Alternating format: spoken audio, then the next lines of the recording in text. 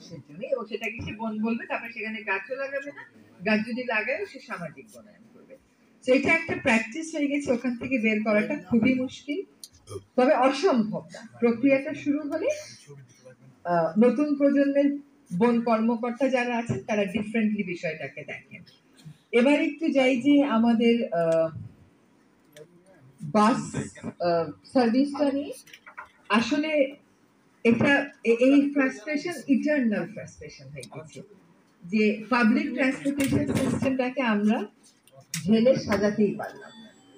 এখানেও দেখেন বহু সরকার কিন্তু অ্যাটেম্প্ট নিয়েছে যে পুরনো বাস রাস্তা থেকে সরিয়ে দেবে।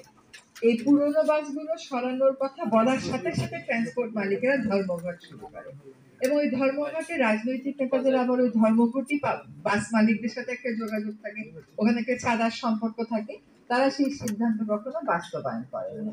এবার আমরা তাদেরকে 6 মাস সময় দিয়েছি, এবং তাদেরকে এইটুকুনো বলা হয়েছে যে পুরনো বাস রিপ্লেস করতে আপনাদের কি কি ধরনের সাহায্য লাগবে বলেন, আমরা দরকার হলে আপনাদেরকে সহজ শর্তে ঋণের ব্যবস্থা করে দিই, আমরা বাংলাদেশ ব্যাংকের সাথে কথা বলি, কারণ তারা তো গ্রিন ফিন্যান্সিং আছে। On communication, I always believe that how many people are using can be one criteria, but what they are using it for is another criteria.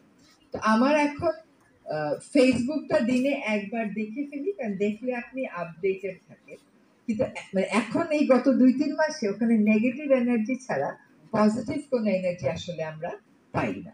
So একটা স্মার্ট সিটিতে when you plan it, of course it has to be comprehensive, কিন্তু আমরা প্ল্যানগুলোকে এমন ভাবে আহত করেছি, এমন ভাবে ফ্রাস্ট্রেট করেছি যে redoing the plans with all our progressive thinking will be difficult.